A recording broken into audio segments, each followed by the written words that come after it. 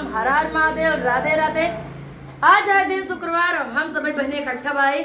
हमार कैमरा तो इतने बड़ा दिखा दे, लेकिन दिखाई दे तो का देखा गोल गोल यहाँ से देखा जाए इतना हमार भाभी लोग सब बाकी, लेकिन आधा जनी आते आधा जनी ना आते का करी। कैमरा बड़ा छोट लौकत बा हमारा।